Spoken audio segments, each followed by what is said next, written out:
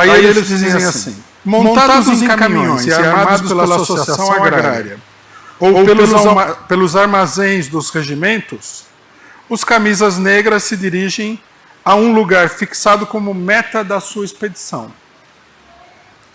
Uma vez chegados, começam golpeando com bastões a todos os que se encontram pela rua e que não tirem o chapéu à passagem das bandeiras ou mesmo que levem uma gravata, um lenço ou uma blusa de cor vermelha. Lembra alguma coisa? Não, não tem cachorro, mas bem poderia ter, né? Acho que naquela época blusinha de cachorro não estava muito na moda, né? Mas você vê, isso aqui aparece em vários relatos. A gravata vermelha. Quer dizer, o cidadão era socialista, naquela época não se tinha o hábito de usar camiseta, a roupa era mais formal. Então o pessoal todo de terno, aí para mostrar que ele era socialista, ele punha uma gravata vermelha, ou às vezes punha até uma camisa vermelha, ou uma blusa de lã vermelha, ou punha um lenço vermelho. Aí a hora que os fascistas viam as pessoas assim, eles atacavam organizadamente, militarmente, com os bastões. Mostra aqui, Rafael, o manganelo.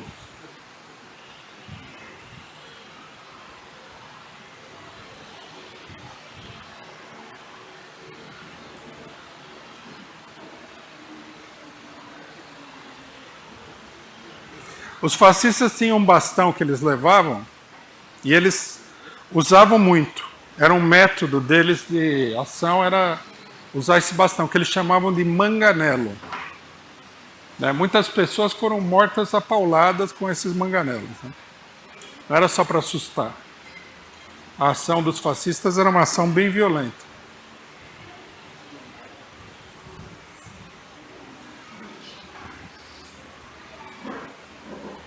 Deu?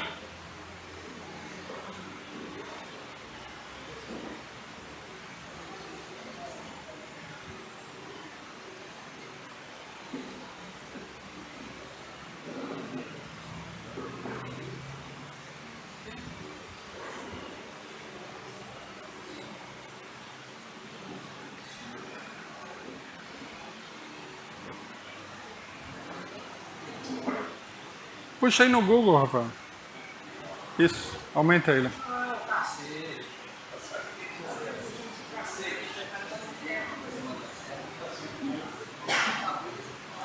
Todos os fascistas, eles andavam armados, pelo menos, com esse manganelo. Isso aqui também, bom, é um manganelo usado, né? Dá para ver que ele foi usado. E um punhal. E eles usavam muito isso. Assim como eles também usavam revólveres, fuzis, metralhadora, tudo. Essas armas aqui, elas serviam para causar um terror, né? Porque psicologicamente, você ser espancado, ver uma pessoa espancada, toda com o braço quebrado, a cabeça quebrada e tal, é mais assustador do que você simplesmente dar um tiro na pessoa. O tiro parece uma coisa mais fria, né? Já a punhalada ou a paulada na cabeça, ela parece mais agressiva. Então os fascistas usavam o manganelo.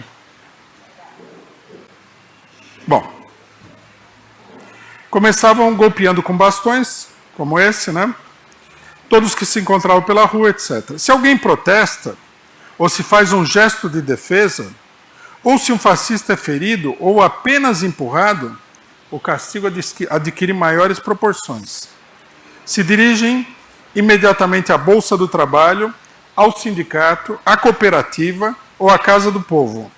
Derrubam as portas, jogam toda a mobília na rua, livros, mercadorias, despejam gasolina e minutos depois, tudo está pegando fogo.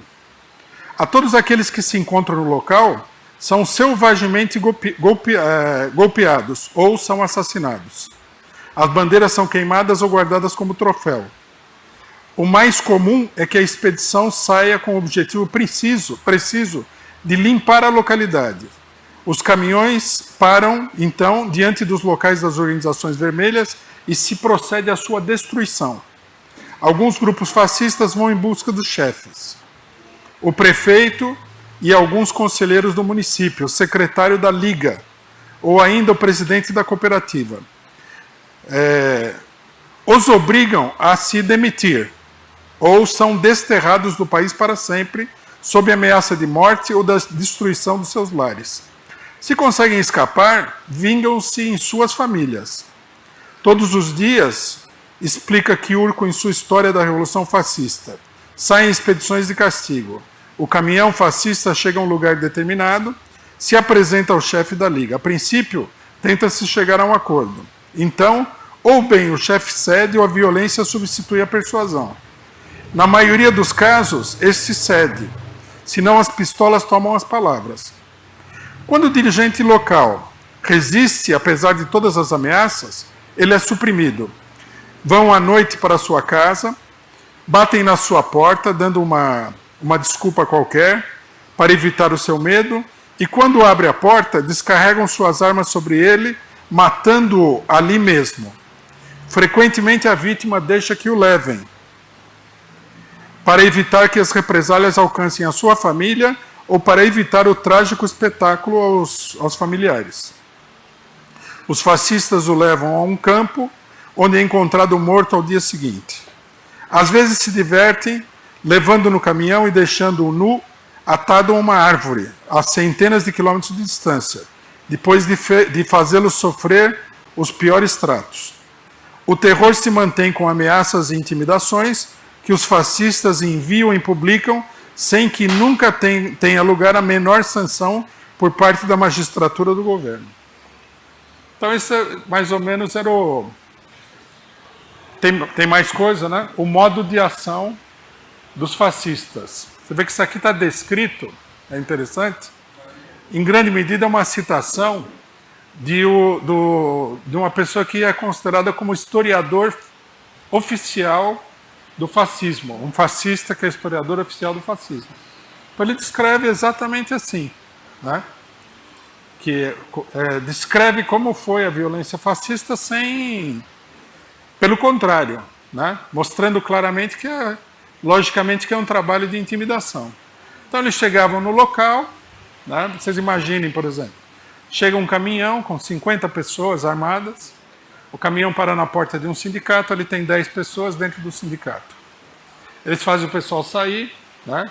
Espancam todo mundo, às vezes, em algum momento parece isso daí, eles fazem um corredor polonês, o pessoal sai, leva bastonadas com o manganelo, são apunhalados, né, no corredor polonês, será um corredor polonês bem sinistro, né? Depois eles pegam todo o material, destroem, se eles tiverem alguma coisa lá que possa usar, eles levam embora e tocam fogo na sede do sindicato. Se eles querem intimidar um determinado dirigente, como ele mostra aqui, isso aqui era muito comum na época, vão na casa da pessoa e ou matam a pessoa dentro da própria casa, na frente da família, ou levam a pessoa para outro lugar e matam ela em outro lugar. Tá? Essa metodologia nós temos que entender, não é que eles fizeram isso em meia dúzia de lugares. Isso daqui foi feito em toda a Itália, em milhares de cidades. Milhares. Com a maior violência possível e imaginável. Cria-se um clima absoluto de terror. Né? Vou ler aqui um episódio que é muito famoso, né? De um dirigente fascista. Veja como é que eles se sentiam diante da situação. Um marquês, né, chamado Dino Perrone Compagni, envia uma carta ao prefeito de uma cidade da Toscana. Então, na carta ele diz assim: muito senhor meu, dado que a Itália deve pertencer aos italianos e que não pode, por conseguinte, aceitar ser administrada por indivíduos da sua laia, fazendo-me intérprete de seus administrados e cidadãos, aconselho que se demita de suas funções de prefeito antes do domingo, dia 17 de abril.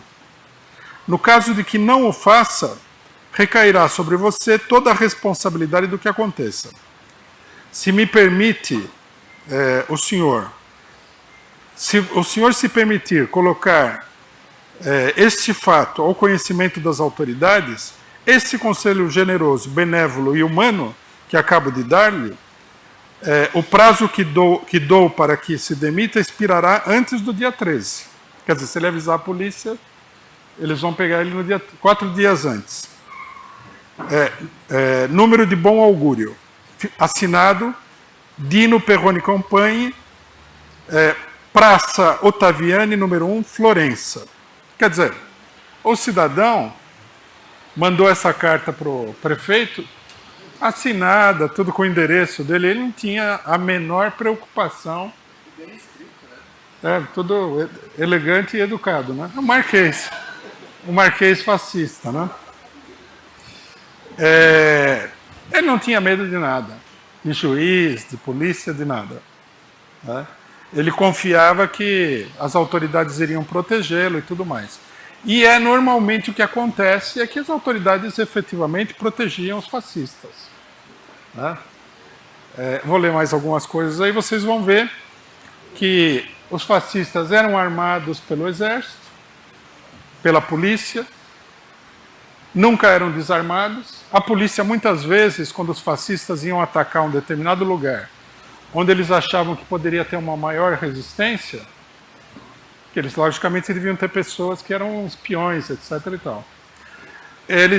A polícia chegava primeiro, antes dos fascistas, mais pacificamente, entrava, vamos supor, na sede do sindicato, apreendia as armas, né?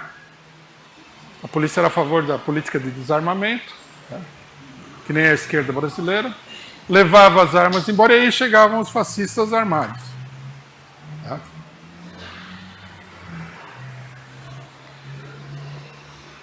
Vamos ver mais.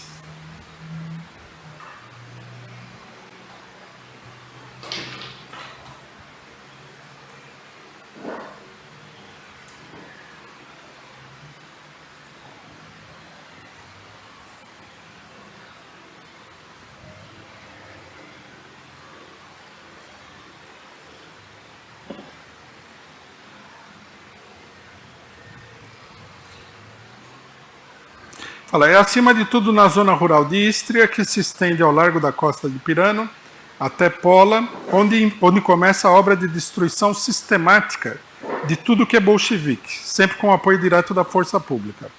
Assim, na noite do dia 20 de janeiro de 1921, de acordo com as tropas da guarnição, leva-se a cabo o assalto da Bolsa de Trabalho de Dinhano.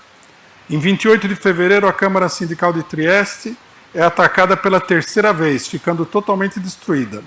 Como represália pelo incêndio da Bolsa de Trabalho, os obreiros de Múdia, cerca de Trieste, incendeiam os estaleiros de São Marco, que por sua vez também são destruídos. Faz-se intervenir então a tropa da Brigada Sassari, que entra em combate com os rebeldes. Da Escola de Aviação de Portorose, um avião fascista sobrevoa o lugar da revolta. Durante a noite do dia 1 ao dia 2 de março, os fascistas se concentram em Pirano. Ali se apoderam de um barco e se dirigem para Múdia. O barco chega com luzes apagadas e os fascistas desembarcam e incendeiam a Bolsa de Trabalho, destruindo-a totalmente. A princípios de abril se produzem alguns acidentes graves nos campos de Karnitsa, ao sul de Istra. Uma esquadra de ação fascista de Dinhano chega a essa zona e prende, levando a continuação um eslavo encarregado de uma posada. Esse ato arbitrário provoca a revolta. Dá-se o alarme pela cidade, as vilas em volta, e os camponeses eslavos acodem, obrigando o bando fascista a retirar-se com seu prisioneiro a Carniça, onde será sitiada pelos camponeses. A tropa, os policiais e os fascistas se mobilizam e inicia-se uma luta encarniçada, como durante a guerra. São empregados alarmes farpados e metralhadoras. A guerrilha dura vários dias e, finalmente, as forças da ordem acabam dominando a situação. As populações rebeldes são obrigadas a abandonar suas cidades, que são incendiadas. As localidades de Segote, Varesk, Zoek e Mormorano ficam parcialmente destruídas por causa da batalha, ou pelo fogo. A ação se prolonga nas minas de Arça, em Albona, onde os operários estão em greve e, ademais, armados. A autoridade militar decide ocupar a zona, que é atacada por terra, vindo do mar. Depois de algumas escaramuças, se acaba com a resistência dos mineiros. A partir desse momento, as esquadras fascistas, que durante esses enfrentamentos puderam completar sua organização e armamento, procedem em toda a região à destruição metódica das organizações políticas e sindicais, cooperativas e culturais da classe operária. Todos os círculos de cultura dos bairros, das proximidades de Trieste, são destruídos. Algumas semanas depois, uma publicação socialista faz o balanço dessa ofensiva nos seguintes termos: das dezenas e dezenas de bolsas de trabalho e casas do povo que existiam na região, só funcionam atualmente 3 ou 4, das quais a de Trieste e Pola, e funcionam em locais provisórios ou, inclusive, entre os escombros dos edifícios destruídos. Dos 100 círculos de cultura da região, não se salvou um único. Bom, então vocês têm aí uma... Esse aqui continua assim, né, interminavelmente.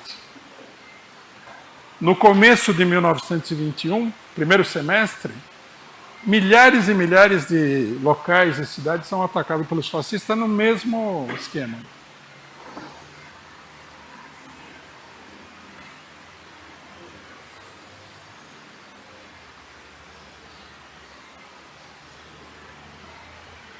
Deixa eu ver se tem mais alguma coisa aqui.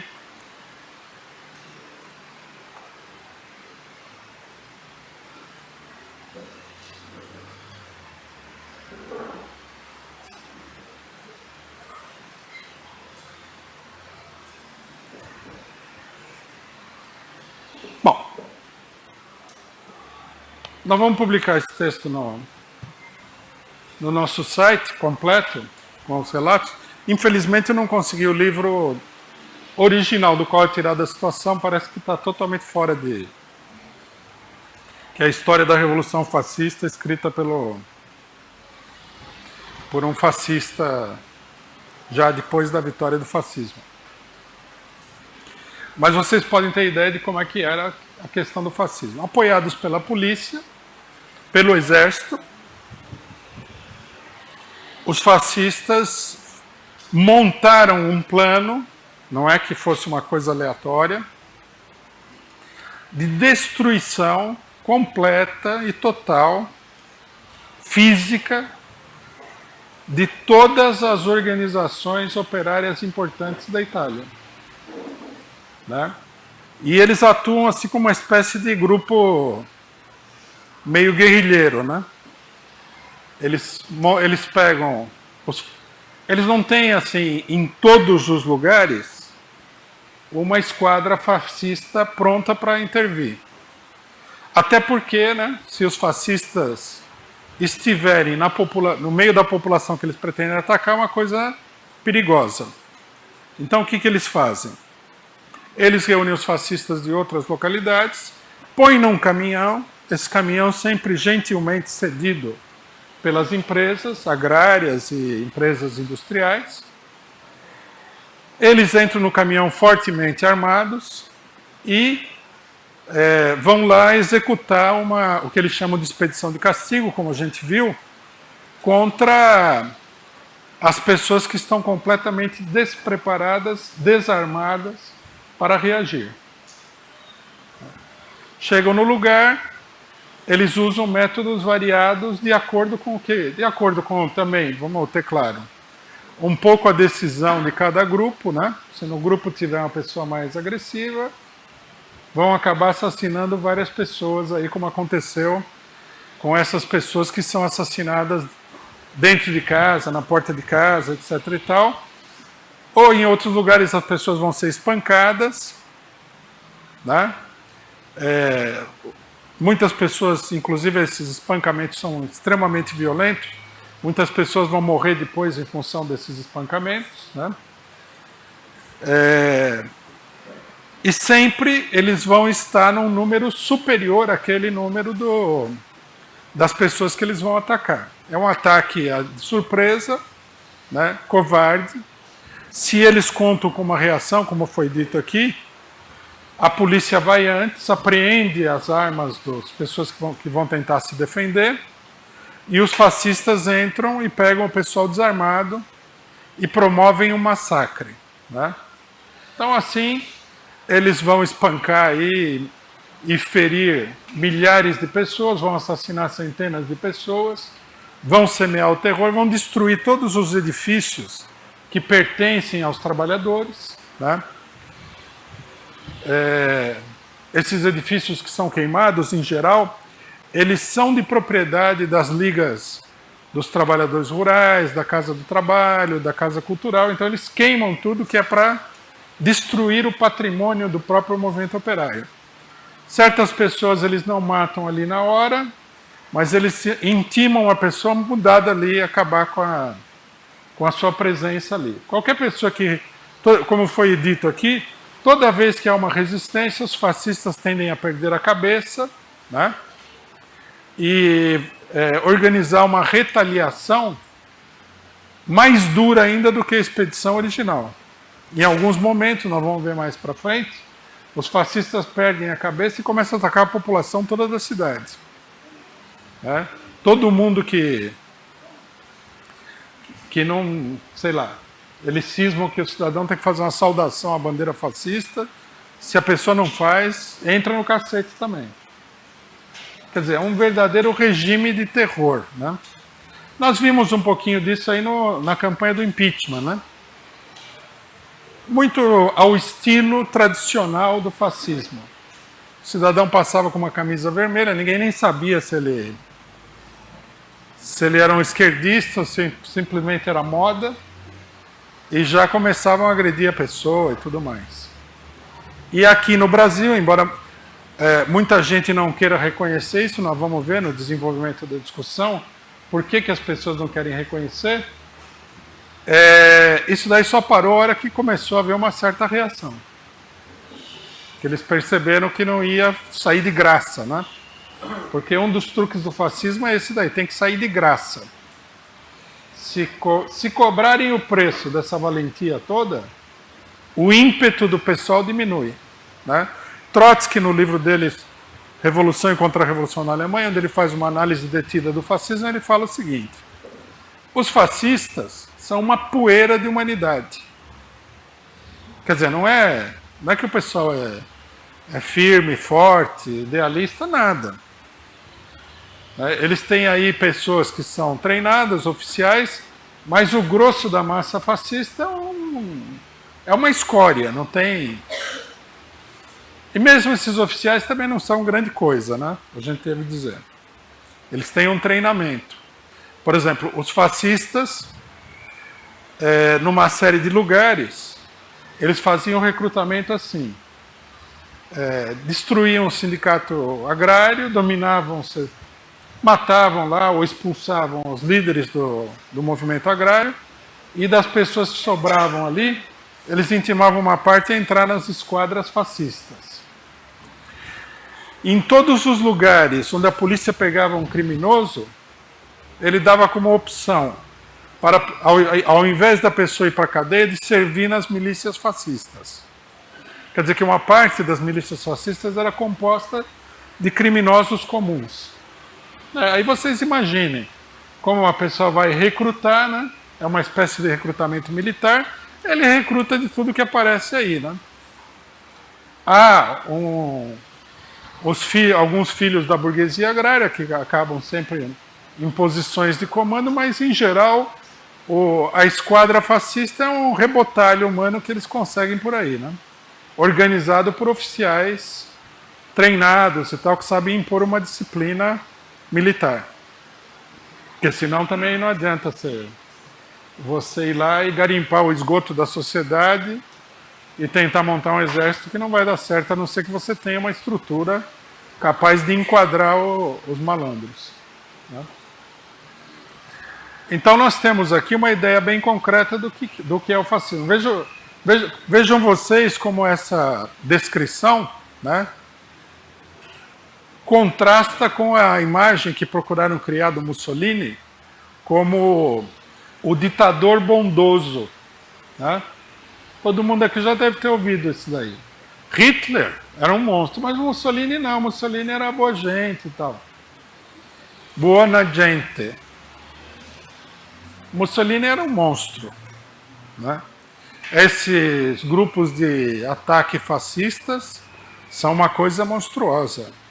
Eles impuseram à população da Itália, em vários lugares, a população pobre da Itália, um regime de terror como o mundo nunca tinha visto antes. Essa que é a realidade, né?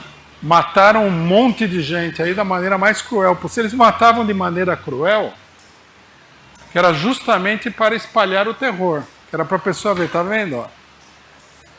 Esse negócio de matar a pessoa em casa, às vezes matar a família da pessoa, se a pessoa apresentasse resistência, era para demonstrar, né, o que poderia acontecer com as pessoas que resistissem. Em várias oportunidades eles atacaram a pessoa em casa, mataram a pessoa, mataram a família e tocaram fogo na casa da pessoa. Quer dizer, eles iam lá na casa da pessoa tocar fogo. Então vocês podem ter ideia da bondade, né, do Mussolini e do fascismo em geral. Como Hitler montou o forno crematório e tudo, isso foi usado como propaganda para transformar o fascismo daquilo que ele realmente é, uma operação militar da burguesia, do grande capital, uma operação que a burguesia está disposta a realizar sempre que a situação exigir, não há nada de extraordinário, né? Com maior ou menor intensidade de acordo com o caso, transformar isso daí numa espécie de filme de terror, né? Onde os exércitos do mal, que você não sabe nem de onde vem, parece aquele filme do Senhor dos Anéis, né? Causa uma impressão assim de que aquilo... Nossa, de onde veio isso? Foi um surto de loucura, quem que é o louco? Daí, esses teóricos que prestam um desserviço extraordinário, que começam a mostrar que o fascismo vem daqui, o fascismo vem dali, uma sociedade que enlouquece, Freud, né? É o instinto de morte do ser humano na sociedade, não sei das quantas. Tudo uma papagaiada que não tem o menor sentido. A realidade é isso aqui que nós estamos mostrando. Né? Reduzidamente, a realidade é uns milicos, tipo Mourão, né? Augusto Heleno, Jair Bolsonaro, comandados aí por uns grandes capitalistas, banqueiros, industriais, para esmagar o pobre, com objetivos de botar o país totalmente sob controle e esfolar a população economicamente. É uma coisa muito mais mundana e terrestre do que parece, né? E o fascismo, todo ele é perigoso. Não é que o Hitler é uma coisa extraordinária. O Mussolini, num certo sentido, ele impôs um clima de terror na Itália muito maior do que o Hitler antes dele chegar ao poder. Muito maior. Né? O terrorismo mussolinista foi muito grande. Foi muito grande, muito assustador, muito espantoso para a época, né? Até porque, né, como a gente sabe, a filosofia do socialismo pequeno burguês é dar a outra face, né? Ou melhor, apanhar de todos os lados possíveis e imagináveis. Se o cara bater em cima na sua cabeça, você pede para ele bater do lado, do outro lado, atrás, na boca e tal, até você ficar quadrado, né? Eu queria que vocês imaginassem, num país como a Itália, um país relativamente desenvolvido, essa operação sendo levada em milhares de cidades. Aqui, ó, esse mesmo cidadão que fez a história da suposta Revolução Fascista, ele apresenta um quadro do que foi feito em 2 meses pelos fascistas. Então, o quadro mostra o seguinte.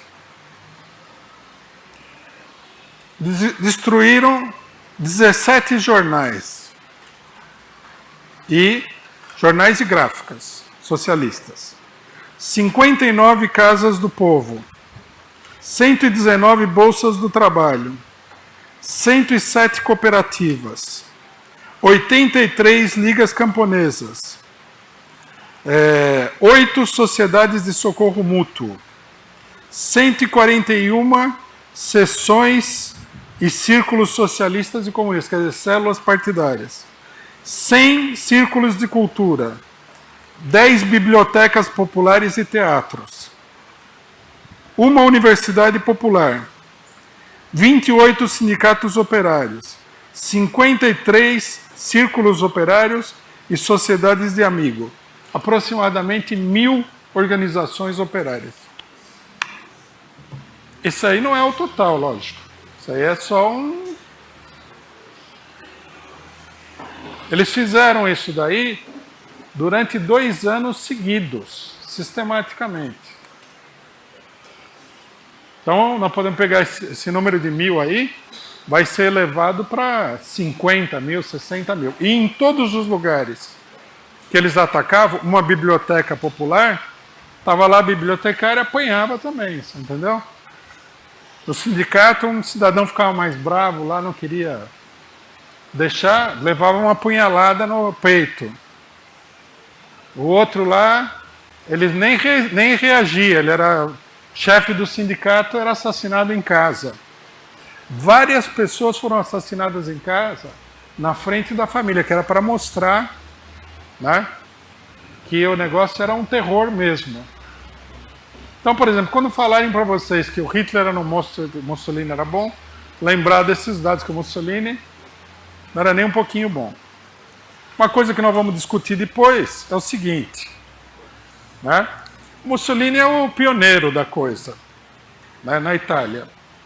Mas depois, vocês vão ver os debates assim. Será que a ditadura argentina era fascista? Então nós temos que lembrar que a ditadura argentina desapareceu oficialmente, de acordo com os dados do governo, que são muito subestimados, com 11 mil pessoas. Então, por essa comparação, essa única comparação, vocês podem ver que esse negócio do fascismo como uma coisa absolutamente extraordinária é uma cortina de fumaça. Aí o cidadão fala assim, não tem perigo fascista. Aí vem o exército, mata 20 mil pessoas. Você estava esperando o quê? Uniformezinho de camisa preta, saudação romana. O que exatamente que o cidadão estava querendo?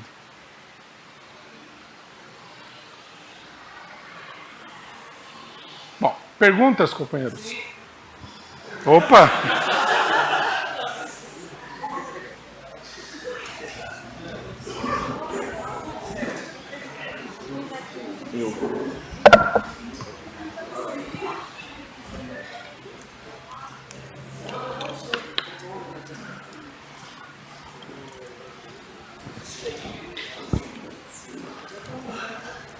Bom, já que o pessoal aqui tá foito, eu vou fazer da internet primeiro. Ó, o Denis, ele pergunta o nome do livro que você citou e o autor. O livro é Origens do Fascismo, de um militante comunista chamado Ângelo Tasca. Livro muito bom. Quem quiser conhecer mais de perto o assunto, esse é um dos livros interessantes. Tem vários. Depoimento de gente da época, né? Daí a importância. Você vê que ele não... Esse livro aqui não é a Hannah Arendt, né? Como é que seria o fascismo no mundo platônico? Esse aqui é um livro de um militante político que viu na época todo esse negócio, né? E está descrevendo, usando também outras fontes, mas ele conhece o assunto, ele presenciou, né? São vários livros. O que é chato é que você encontra muito livro ruim sobre o fascismo, mas os livros bons são difíceis de achar. Esse daqui eu só encontrei em espanhol. Nem em italiano eu achei esse livro. Mas tem outros também, nós vamos colocar uma bibliografia no site com livros bons e ruins também, né? Porque a gente não deve ler só o livro bom. Já colocaram a bibliografia? É parcial. Esse livro está lá no meio. Pergunta da Elizabeth Novi. Os fascistas modernos, entre aspas, devem ser mais sutis e não relatarão seus atos. Ela pergunta se é fato isso. O que acontece é que o pessoal está esperando uma espécie de caricatura do fascismo. Um cara de bigodinho, né, histérico, fazendo discursos lá histéricos e tudo mais. Ou um gordo careca lá fazendo discursos ameaçadores e macarrônicos que nem o Mussolini, tropas fascistas e tal. Isso daí não é necessário em si, todo esse negócio. Em muitos países você tem grupos paramilitares que atuaram contra a população. Ninguém chegou e falou assim, isso aqui é o fascismo. Por exemplo, vamos pegar um caso que é bem parecido com o fascismo sem a encenação. É El Salvador, né? Os grupos paramilitares chamados Mão Branca. Né? Existia uma organização em El Salvador, existe até hoje, né? Embora esteja mais calma, na época da guerrilha salvadorenha e tudo mais, que chamava La Mano Blanca. E esse pessoal, o que eles faziam? Eles pegavam os militantes de esquerda, assassinavam e desovavam, né, em algum lugar. Tinha até uma ribanceira em São Salvador que era tradicional para desovar os cadáveres dos militantes de esquerda assassinados. Assassinaram milhares de pessoas. Eles não tinham como é que chama? Eles não tinham suástica, eles não desfilavam pela rua, mas isso daí não é uma organização fascista, não é uma organização fascista que surge de dentro do Estado, uma organização paramilitar? Claro que sim. Veja que no começo nós falamos, a análise ela tem que ser concreta, e uma coisa que nós temos que entender é o seguinte: ao fazer uma analogia em ciências sociais, na história, nós temos que lembrar que a consciência, o aprendizado das classes sociais modifica os acontecimentos. Então, por exemplo, a pessoa vai medir aí o impacto, a necessidade, tudo, de ter um grupinho de gente andando pela rua aí com uniforme. E se não tiver o grupinho com uniforme? Não é fascista? Não.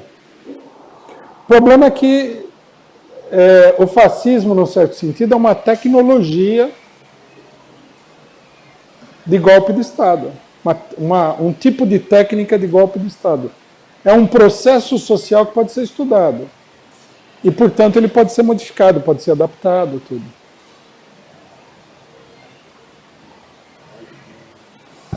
A última da internet, do Jean Valijean. Como se comportou a Igreja Católica sobre esses massacres? Houve alguma resistência ou a posição oficial da Igreja Católica foi de apoio ao Mussolini?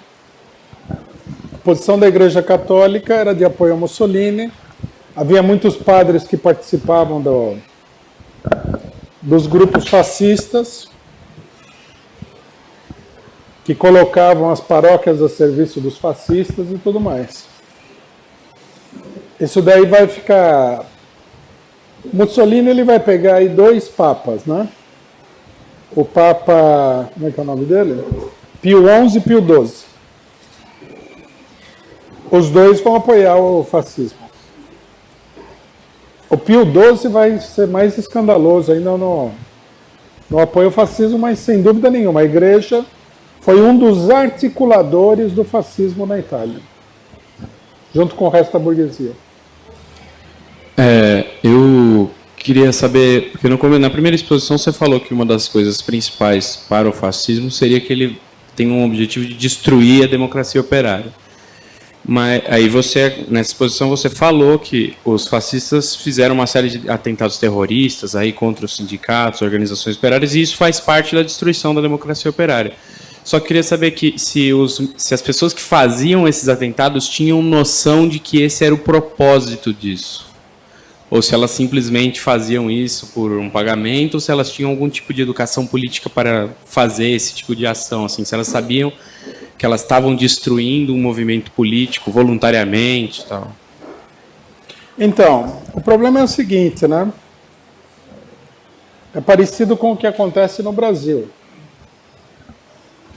Você vê os fascistas brasileiros, que inclusive não gostam de ser chamados de fascistas, eles falam assim, precisamos destruir o petismo. Começa assim, que o PT é corrupto, porque o PT afundou o país e tal, pareceria uma preocupação da administração pública.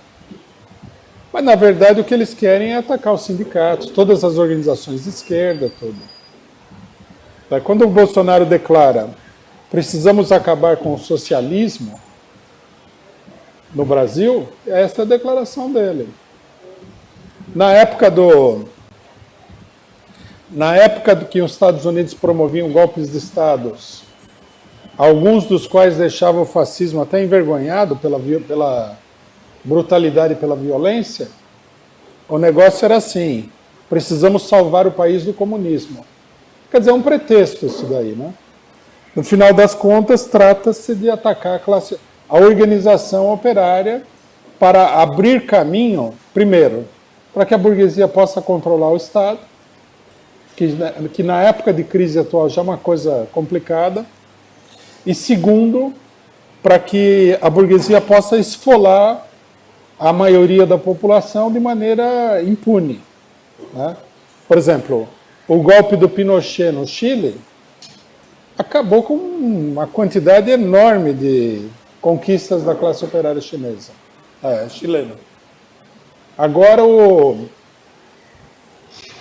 Paulo Guedes, que é o economista do Bolsonaro, está propondo aí que acabe-se com a previdência estatal e que o cidadão ele vá lá e compre aí um título de capitalização para aposentadoria. Isso aí é um roubo gigantesco dos trabalhadores.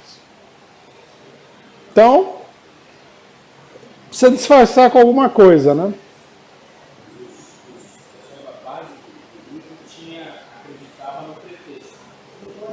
Uma boa parte acreditava no pretexto. No pretexto, outros tinham ódio de tal e qual núcleo de trabalhadores, né? Você imagina aí um grupo rural que tem que pagar o salário determinado pela organização operária local e o cara está com a corda no pescoço. Ele tem ódio daquela organização. Aí ele acaba tendo ódio de todos os trabalhadores rurais. Aí eles faziam isso dizendo o seguinte, nós não podemos deixar que o bolchevismo tome conta da Itália, precisa acabar com o socialismo. O socialismo é o mal, os socialistas são politiqueiros. Bom, uma coisa que a gente deve entender bem é que fazia parte da propaganda fascista que eles eram contra todos os partidos, né? Isso é uma coisa que a gente alertou aqui quando começou a aparecer o negócio da luta contra a corrupção, o negócio de contra todos os partidos. É uma típica colocação fascista. É uma colocação de outros grupos também, mas no final das contas acaba ajudando os fascistas. Até o momento que nós estamos falando, o fascismo não é um partido político. Ele se recusava a se apresentar como partido político. Era um movimento. Por quê? Porque eles eram contra os partidos. Então, quer dizer, tudo tem a sua ideologia, tudo tem o seu pretexto, né? Agora, não é que também todo mundo acreditasse nos pretextos. O pessoal sabia, quando eles iam atacar uma comunidade rural, é com ele ali, ó. Quando eles iam atacar uma comunidade rural, eles iam lá e eram armados, recebiam gasolina, o caminhão dos empresários rurais, quer dizer, que eles sabiam com quem que eles estavam, de que lado que eles estavam, contra quem que eles estavam, né?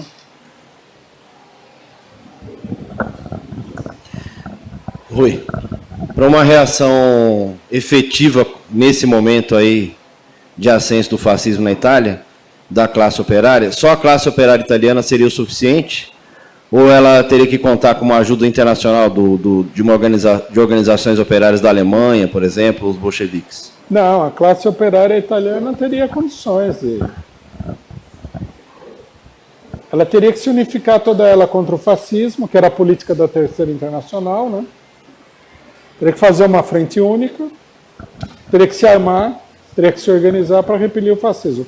Nós vamos mostrar aqui como foi a reação da classe operária a esses acontecimentos, na sequência. Se tivesse tempo, eu faria uma pergunta ao meu nobre companheiro aqui do microfone, mas... Onde é que... Rui, tá ali. Eu não sei se eu fiz uma confusão e com muita humildade eu vou expressá-la.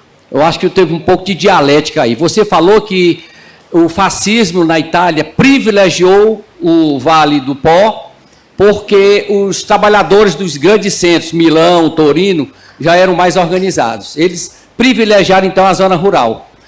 E eles foram se armar, recrutar nas pequenas cidades. Lá, sim, como também no Ipu, no Ceará, tem os sindicatos rurais, mas a massa de trabalhadores rurais é lá no interior, nas grandes fazendas. E só para terminar, eu queria perguntar o seguinte: embora os produtores rurais eram feudais, conservadores, como era que eles admitiam, de repente, esta visão não moderna, mas até de posse? Como é que você vai invadir minha terra aqui? Não entendi. Quem que vai invadir a terra? Os proprietários rurais, ele tinha um estilo quase que feudal, segundo certo. você, não é? Tá, mas como era que eles admitiam, tá, esta onda fascista nas suas fazendas, visto que era uma espécie de uma invasão, ao meu ver, né? Como era que eles iam admitir isso aí? Não era nenhuma invasão, não. Os fascistas atuavam a serviço dos grandes produtores rurais. Então, por exemplo, numa determinada localidade rural, você tinha alguma organização de trabalhadores, vamos supor um sindicato rural.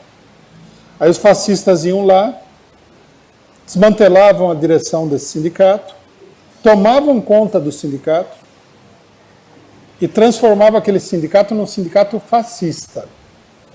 Que significa o seguinte, que o sindicato fazia o acordo que o patrão queria. Então os fascistas em muitos lugares acabaram com os acordos dos trabalhadores rurais. O sindicato dava uma carteirinha e a pessoa só podia trabalhar com aquela carteirinha. Antigamente, a pessoa só podia trabalhar se o sindicato aprovasse, mas era a favor do trabalhador, era para impedir o rebaixamento de mão de obra. Aí virou ao contrário. A pessoa só podia trabalhar se os fascistas deixassem. Mas quem fixava o salário e quem fazia a seleção eram os produtores, os grandes produtores rurais. Quer dizer, eles transformaram os sindicatos numa dependência policial dos grandes produtores rurais. E eles tomaram conta de centenas de sindicatos rurais desse modo. Na verdade, o sindicato fascista representava a destruição completa de qualquer organização autônoma, independente dos trabalhadores. Eles não invadiram nenhuma terra.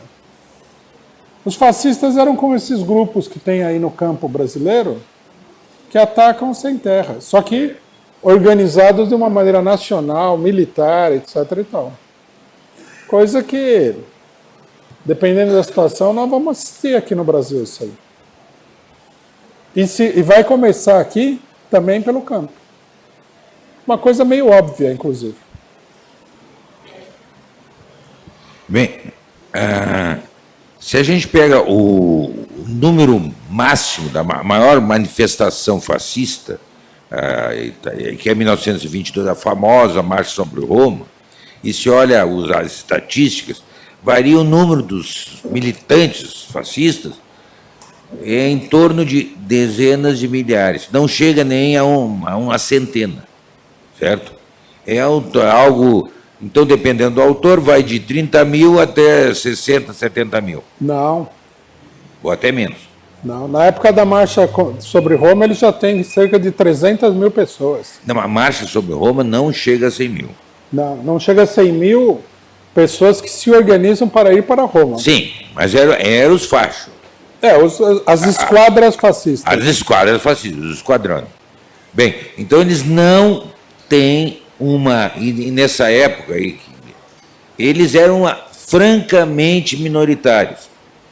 Francamente minoritários. Ou seja, se juntasse todas essas casas do popolo e etc, etc, etc, seria 10 vezes mais do que os fascistas.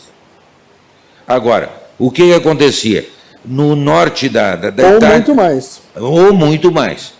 No norte da Itália era um grupo mais evoluído, na região camponesa era mais uma tendência até de um populismo, etc. Certo? E havia uma divisão. E ninguém defendeu, ninguém se juntou. Isso que eu acho que é grave. Porque se juntasse um pouco, corria qualquer fascista naquela época. Não tinha. Podia vir com um caminhão, podia vir com arma, podia vir com cacetete, e tudo ser corrido.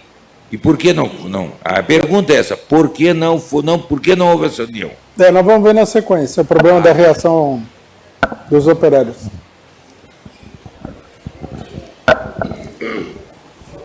Permita-me repetir sobre os métodos fascistas. Posso? Eu vejo com muita preocupação a questão de propaganda.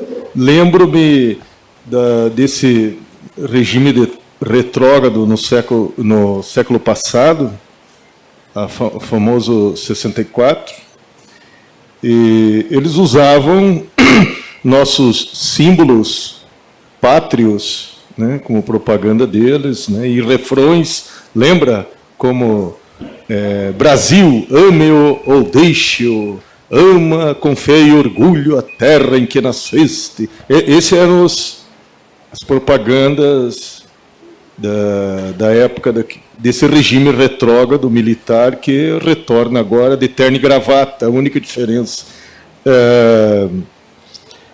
Esse método de propaganda eu vejo com muita preocupação, e eles terão muita força midiática, e pessoa a pessoa na rua, eu fazendo o meu modesto trabalho nas ruas de São Paulo e depois de Curitiba. Já deu meu tempo. Propaganda, símbolos patrióticos. Mas qual que é a pergunta? Questão de propaganda, de conscientização. O meu modesto trabalho Formiguinha, sabe? Nosso modesto trabalho, Formiguinha, perdão, é uma questão de propaganda. Eu vejo muitas pessoas bem intencionadas, não que eu respeite a coxinhagem, mas coxinhas bem educados, né, que estão equivocados, né, que vêm me perguntar, me questionar. É uma questão de conscientização e educação, propaganda. Eu estou obcecado nisso aí, entendeu? E a questão dos métodos, Certo. Símbolos patrióticos. Lembrando, eles fazem, eles fazem o uso da bandeira nacional como se nós fôssemos traidores da pátria, sendo que, muito pelo contrário, nós devemos esclarecer sobre essa epidemia de americanofilia na sociedade, entendeu? Que Estados Unidos está por trás, e repetir cansativamente, enchendo o saco, como eu estou agora, repetidamente, entendeu? Porque é difícil de entrar no tutano da maioria ignorante, eleitores de Bolsonaro. E às vezes são pessoas bem intencionadas, porém equivocadas. Tá. Só não podemos sequestrar o curso aqui. Não, deixa eu explicar uma coisa. Já vi vários comentários aí, o tempo e tal. Ou a gente faz o curso, ou a gente faz uma assembleia e todo mundo fala. Tá. Nós temos que ver o que a gente quer fazer aqui. Ô, cidadão, presta atenção um pouquinho. Nós temos que fazer o curso, se todo mundo que está aqui, imagine você, né? Se 10 pessoas aqui falarem 5 minutos, é 1 hora do curso. Então a gente tem que se conter aí, mesmo com muita vontade de falar, tem que se conter, tem que fazer a pergunta só. Por isso que nós estamos controlando o tempo, senão o curso não... Eu não sei se vocês já perceberam, mas nós já estamos atrasando aqui sobre o total do curso. Eu já estou preocupado aqui que a gente não vai terminar o problema da Itália hoje, vai para amanhã ainda. Aí vai uma... Hã? Para começar, demora uns 50 minutos. Não, mas não tem importância. Eu estou dando 3 horas de curso. Se nessas 3 horas, 1 hora for de falatório, o curso cai pelo 1/3. Não é só que eu estou dando 3 horas, estou dando mais de 3 horas para cumprir o negócio. Então, companheiro, tem que ter uma disciplina. Né? Nós temos que fazer a pergunta, no máximo, em 30 segundos. Rui. Só uma coisinha. Sobre esse negócio aqui, na realidade, já foi dito isso aqui. Nós mostramos aqui que toda a reação fascista, ela foi apoiada na onda nacionalista. Foi a onda nacionalista que os fascistas usaram para combater o movimento operário.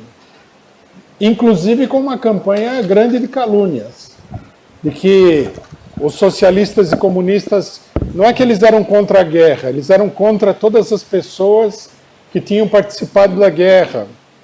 Aí, por exemplo, num determinado livro, um cidadão faz uma citação mostrando que publicaram uma charge de um militante socialista cuspindo no túmulo do soldado desconhecido. Então, eles usavam o nacionalismo para jogar a população contra a esquerda. Como nós estamos vendo no Brasil hoje, com o Bolsonaro, de nacionalistas esse pessoal não tem um átomo. Porque eles estão aqui para entregar, não é vender o país. Porque antigamente o entreguista vendia o país, agora ele dá de graça. Esse Bolsonaro é o pior inimigo que o Brasil já teve até hoje. Esse lema dele, Brasil acima de tudo, é uma cusparada na cara de todos os brasileiros. Né? Que ele vai entregar tudo, toda a riqueza nacional. Então esse negócio de ficar defendendo a bandeira e tal, nós temos que denunciar como sendo nacionalismo de fachada. Nacionalista é defender o petróleo para os brasileiros. Nacionalista é defender a riqueza do país para os brasileiros, não para os capitalistas estrangeiros. Essa campanha é clara, né? No caso do Brasil, inclusive, é fácil, dada a situação, mas na Itália, o Partido Socialista deveria ter feito uma campanha semelhante, denunciado que esse nacionalismo era um nacionalismo de fachada. Que enquanto o pessoal estava falando que precisava ocupar um território na Croácia, o povo ali estava morrendo de fome. E assim por diante. Que a guerra que eles fizeram para tomar conta de um território na Croácia tinha custado a vida de quase 1 milhão de italianos. O problema é que a esquerda, como a gente sabe muito bem, é uma esquerda que não reage. Só tem aquela política parlamentar, eleitoral. Nos momentos que começaram a acontecer esses ataques aos sindicatos, à população, não tinha nenhum líder ainda. Quem que organizava? Quem que começava em cada lugar esses ataques? Eles aconteciam organicamente e também não tinha quem estava sendo atacado, os trabalhadores, eles não estavam se organizando em autodefesa, enfim, os ataques aconteciam e eles estavam ainda paralisados? Não, em alguns lugares houve uma reação espontânea dos trabalhadores. Eu até li aqui que eles foram atacar um lugar, né? E os trabalhadores queimaram o estaleiro local em represália contra o ataque. Aí tiveram que chamar o exército para dominar os trabalhadores. Mas, em muitos lugares, não havia reação. Nós vamos falar já da reação dos trabalhadores, é o próximo tema nosso. Agora, a organização fascista, evidentemente, tinha um comando central. Eles se organizavam em determinados lugares e falavam, vamos atacar aqui, aqui, aqui. Eles iam sistematicamente destruindo a organização dos trabalhadores numa determinada região, depois passavam para outra. Né? Era um exército que tinha um plano de batalha que era chegar, destruir, atacar, machucar as pessoas, matar determinadas pessoas e depois ir embora. Eles, logicamente, que eles tinham um centro de onde eles saíam, onde eles guardavam as armas, etc. e tal, tudo no estilo militar, né? Eu vou ler para ir rápido. Eu vi na TVT reclamações de pessoas muito preocupadas com o fim de verbas para manter casas de proteção a mulheres que sofrem violência, de LGBTs, casas que trabalham com pessoas que querem aprender como educar as crianças sem bater, em cumprimento à lei do menino Bernardo. Se as pessoas se organizarem financeiramente para manter essas casas, o governo atacará com violência, tipo o que os fascistas faziam na Itália? Possivelmente. Não sei se diretamente o governo, mas podemos esperar aí ataques na medida das necessidades. Né? O que nós não devemos esperar é que em todos os lugares aconteça tudo exatamente igual. Isso não é assim. A direita tem pessoas que têm uma capacidade de análise mais concreta, né? Se eles acharem conveniente atacar as sedes dos partidos, as sedes dos sindicatos, eles vão fazer. Se eles acharem mais conveniente atacar só as pessoas e não atacar essas sedes, eles vão fazer isso. Aí depende. Vai depender muito da situação. Você comentou aí o ataque às organizações. Eu queria saber qual a relação dessas organizações com o próprio Partido Socialista. Se as direções eram parte do Partido Socialista, se as pessoas que estavam sendo assassinadas eram membros também, né? Ou se tinha alguma central geral dessas organizações que também foi atacada. Elas eram membros ou do Partido Socialista ou do Partido Comunista ou eram anarquistas. E tinha organizações centrais, os três partidos, principalmente a Central Geral dos Trabalhadores, já falei disso aqui, a CGL. E mais nessa época, quando a coisa começou a ficar mais feia, eles criaram uma coordenação geral que chamava Aliança para o Trabalho. Eu não sei se eu estou me adiantando na pergunta, mas a minha dúvida é o seguinte, a gente percebe que, no caso que a gente estudou agora da Itália e provavelmente nos outros, que esse movimento fascista é uma reação a uma situação revolucionária. Mas a gente está vendo agora o governo Bolsonaro, e no Brasil não existe uma situação revolucionária. Houve um governo de centro-esquerda, mas não uma situação revolucionária. De certo ponto de vista, o Bolsonaro é um golpe preventivo? Então, será que o fascismo é uma reação a uma situação revolucionária?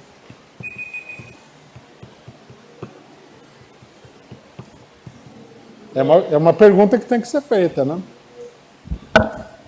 No caso da Itália, pareceria que sim, né? Agora vamos pensar um pouquinho. Por isso que seria bom a gente poder apresentar vários casos aqui, né? No caso da Alemanha não tinha situação revolucionária nenhuma.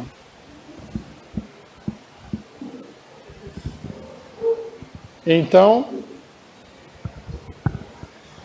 seria preventiva. Preventiva quer dizer o quê? Que eles estão esperando uma ação revolucionária da classe operária no período próximo, imediato. Né? Então, eu acho que essa tese ela é uma tese errada em si. Ela reduz muito o problema e impede a compreensão. Por isso que No caso, se a gente apresentasse essa tese, a gente teria que, de duas uma, ou acreditar que no Brasil não vai acontecer nada, que é muito perigoso de acreditar, ou segundo, que a direita está sabendo aí de um grande levante revolucionário que nós não estamos sabendo. Né? Não, o problema não é esse. O fascismo, quando eu expliquei o comecinho da história, eu mostrei explicar mais quando eu apresentasse os outros países.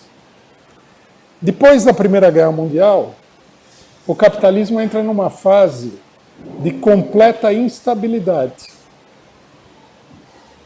E vai se demonstrando aos capitalistas que a crise capitalista é cada vez mais profunda, né? Que ela é uma crise sem saída, não tem solução para essa crise, né? E que, em algum momento, essa crise vai levar ao desmoronamento geral do regime capitalista, tomada do poder pela classe operária. É isso que coloca o fascismo na ordem do dia em um número muito grande de países. Por exemplo, uma coisa que nós devemos atentar é o seguinte: o caso italiano, primeiro ele é interessante porque ele vem antes do pico da crise capitalista, que é 1929. E segundo, a crise de 1929 revela, né, o sentido do problema, porque é na década de 1930 que a maioria das organizações fascistas ou se formam ou crescem exponencialmente em todos os países. Quer dizer, até 1929, a burguesia, consciente de que o regime capitalista está se desintegrando, ela procura controlar isso daí com métodos, digamos assim, normais. Mas ela também prepara a situação para o futuro.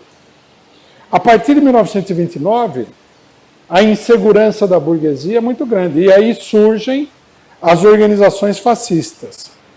Então, por exemplo, uma tese que é muito apresentada é a seguinte: o fascismo teve na Alemanha e teve na Itália, porque ou os países não têm tradição democrática, ou tinham esses problemas internacionais, etc, etc. Não é verdade. Houve enormes organizações fascistas nos Estados Unidos, na Inglaterra, na França. Quer dizer, a burguesia vacilou entre adotar ou não o caminho do fascismo. Que, logicamente, tem um custo, né? É um método que tem um custo. Na hora de medir os custos, ela falou, vamos empurrar a situação um pouco mais para ver se a gente consegue escapar essa solução custosa, né? Então, quer dizer, não é simplesmente porque a classe operária italiana se revoltou que apareceu o fascismo. O fascismo vai aparecer em todos os países, independentemente de ter havido ou não ter havido uma grande revolta operária. É a profundidade da crise capitalista e o fato de que essa crise capitalista era uma crise sem saída. Né? Nós devemos atentar para isso, para comparar depois com a situação internacional atual do mundo. Né? Que sim, ao contrário do que o cidadão falou, que 1930 não sei o que lá, a situação atual é uma situação nesse sentido que segue as mesmas coordenadas. Uma crise cada vez maior e sem saída. Boa tarde, Rui. Pode parecer preciosismo, mas ficou um pouco confuso para mim. Na aula 2 você diferencia ditaduras comuns, ditaduras fascistas, e hoje menciona a ditadura argentina como uma possível ditadura fascista. Se for importante, você pode de novo diferenciar ditaduras comuns, ditaduras fascistas? É que a ditadura argentina não era uma ditadura comum nesse caso. Ela foi uma ditadura que procurou esmagar completamente a vida política argentina. Não conseguiu, porque ela durou pouco tempo, inclusive. Tá? Mas dá para perceber, né? Inclusive, a gente deve prestar atenção no seguinte dado. Se você tem uma ditadura, que nem o fascismo, que vai lá atacando as organizações operárias para destruir a base da reação operária, para neutralizar a classe operária, nós temos que ver se você matar 50 mil pessoas, entre líderes sindicais, estudantis, etc., bom, o efeito que você vai conseguir é o mesmo. Quem que vai se levantar contra um regime que matou 50 mil pessoas? A pessoa tem medo até de pensar, né? A ditadura argentina era uma ditadura muito assustadora. Ela já não cai na categoria de ditadura comum. Ela, inclusive a metodologia dela, nós vamos ver, né? Da ditadura era toda tirada da ditadura nazista na Alemanha, né? Nós vamos estabelecer uma tese geral sobre isso, né? Mais para frente. Que eu acho que é preciso estabelecer uma tese geral.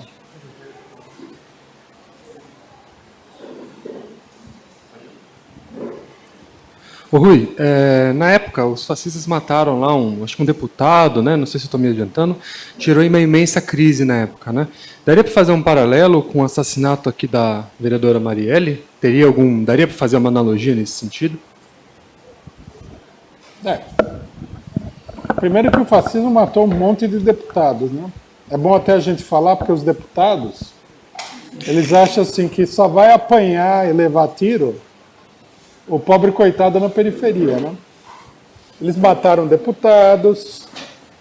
Aqui tem uma coisa que vocês vão também reconhecer. Eles expulsaram do parlamento armados um deputado comunista. Expulsaram assim, por cima da lei, né? Agrediram outros deputados. Eles mataram um monte de gente, isso aí é um... A diferença é que quando esse caso aí, que é um caso posterior à tomada do poder, que abre uma crise no fascismo, vou falar brevemente dele aqui, ele causou uma comoção nacional. O caso da Marielle causou uma comoção bem menor, né?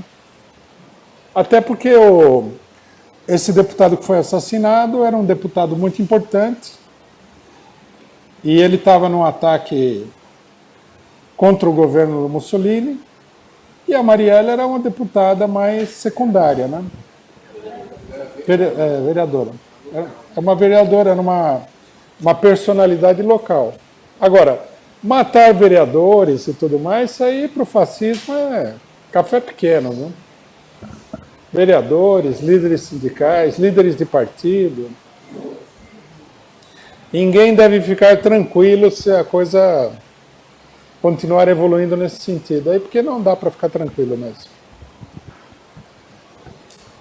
Pergunta da internet para encerrar aqui. Aí vamos fazer um intervalo. Seria correto, do Tigo Sun Elementary, seria correto afirmar que os governos de conciliação são antessala do fascismo? Nesse sentido, defender esses governos seria uma política contra-revolucionária? Os governos? Governos de conciliação. Eles podem ser. O caso, nesse caso, seria o caso espanhol. É um caso onde o governo de conciliação de classes, o governo de frente popular foi a antessala da derrota da classe operária diante da ofensiva fascista na Espanha, né? A política de conciliação, ela logicamente desarma a classe operária, segura a classe operária. No entanto, tá, nós temos que analisar concretamente. Não acontece sempre a mesma coisa. Nós temos que ver como é que a política de conciliação influi. Vamos fazer o intervalo e voltamos, e aí as outras pessoas inscritas fazem a pergunta?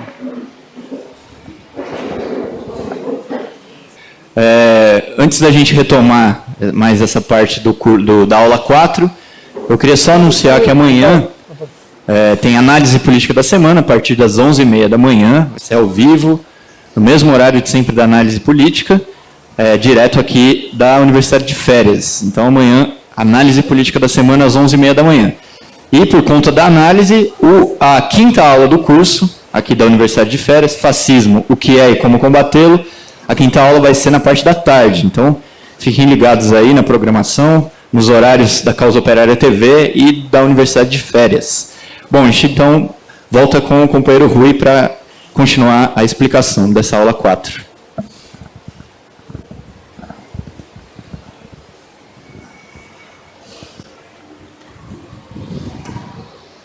Bom,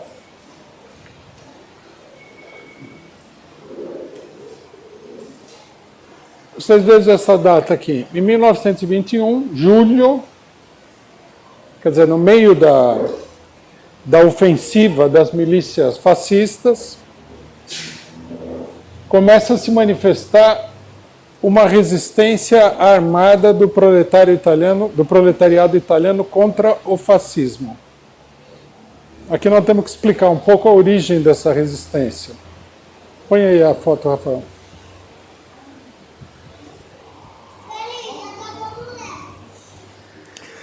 Sei que vocês estão vendo que facilmente a gente poderia imaginar que é um símbolo do fascismo, né? Não, volta ali não.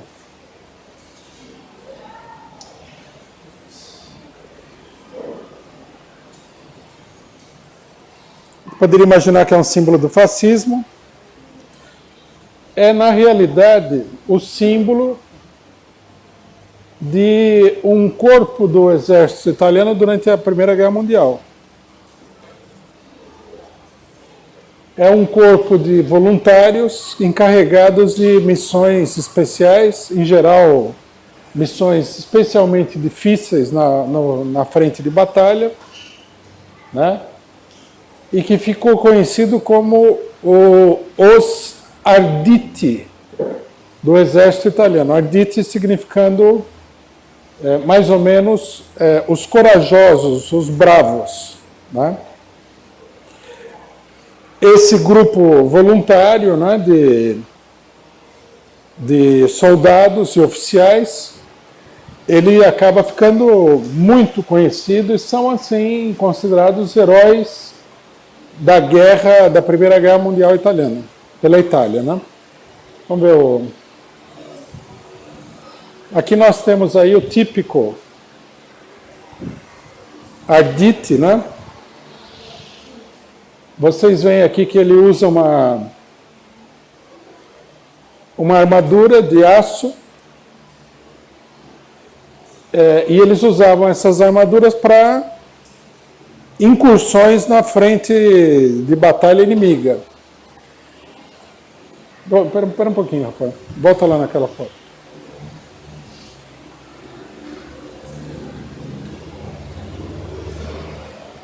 Você pode ver aqui que a faca que está lá no desenho, né? A caveira com a faca, ela não é gratuita. Todos eles usavam um punhal, né? E eles aparecem em diversas situações segurando esse punhal com a boca.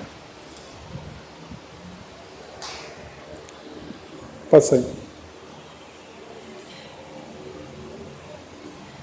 Aí nós temos um grupo desses setores, né? Granada de mão e tal. Dá para perceber bem que são soldados que vão na linha de frente. Poderia dizer que é uma espécie de destacamento de operações especiais, né?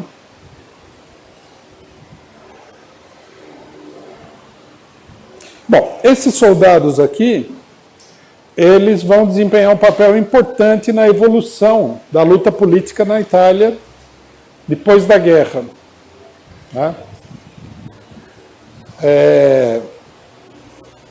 Uma parte deles vai ser cooptada pelo fascismo, vai servir como base para o primeiro núcleo dos fascistas no Congresso de 1929, alguns elementos desse destacamento dos Arditi, juntamente com sindicalistas, futuristas, nacionalistas, etc. e tal. Eles vão ser um componente das primeiras esquadras fascistas. Quer dizer, são pessoas treinadas, pessoas habituadas com a violência, né? Não são soldados burocráticos, são soldados que enfrentaram aí situações bem complicadas na frente de batalha. Bom, mas como tudo na vida, né, todos os agrupamentos são influenciados pela luta de classes. Uma parte desse grupo vai ser, dizem aí, é difícil de você determinar, mas segundo o fundador do grupo de esquerda, a maioria do grupo estaria com a esquerda. Vamos ver um símbolo aí dos Arditi del Popolo.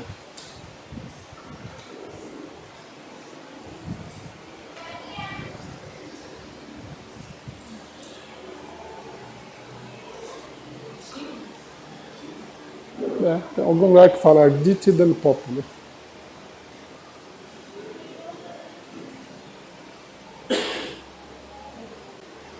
Não tem uma caveirinha que fala Dal nulla sorgemo? Não, esse é um símbolo tradicional. Esse aqui.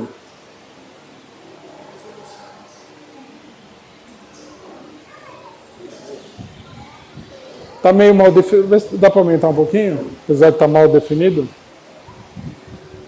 Bom, aqui está escrito Arditi del Popolo. A caveirinha com o punhal. 1921.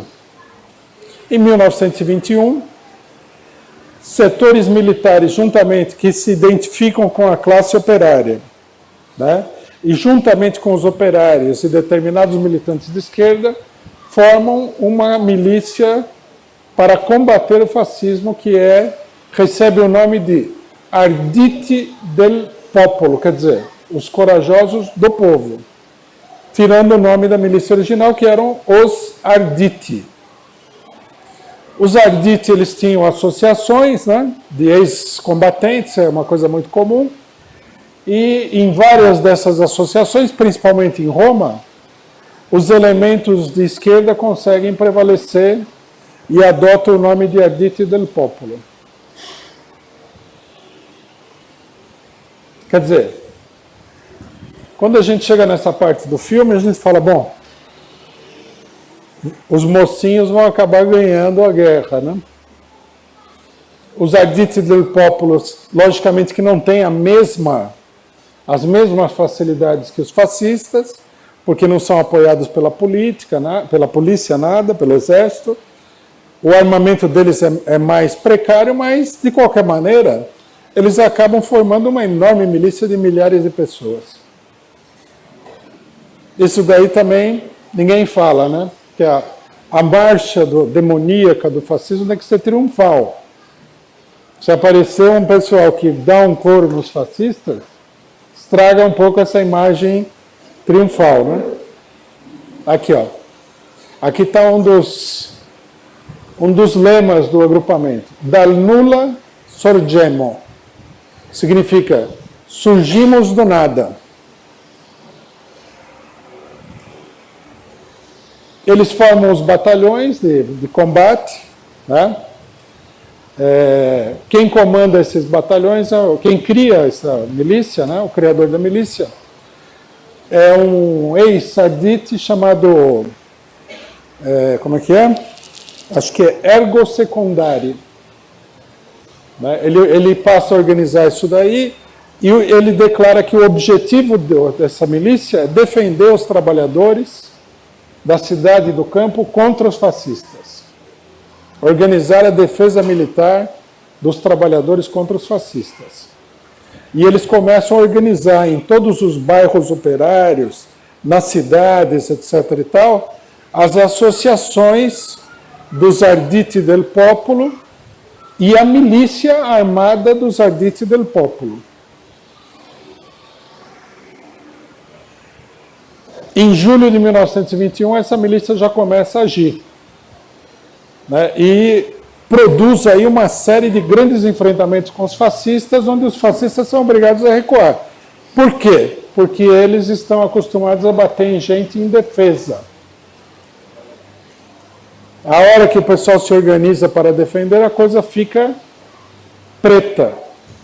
Fica difícil para eles. Né? Bom, aí, logicamente, que todo mundo está perguntando. E aí, por que isso daí não parou a ofensiva fascista?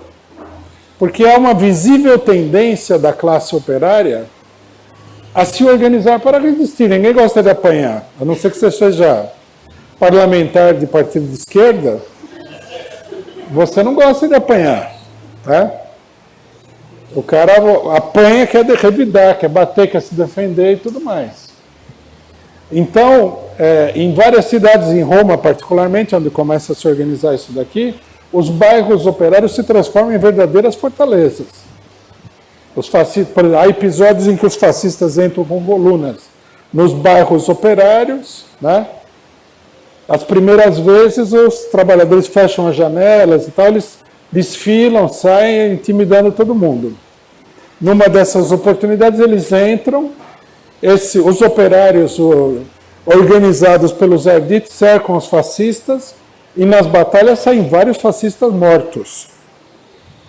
Isso aí começa a criar um clima extremamente pesado contra os fascistas, a tal ponto que o próprio Mussolini percebe que se a coisa continuar desse jeito, eles vão ser derrotados pura e simplesmente.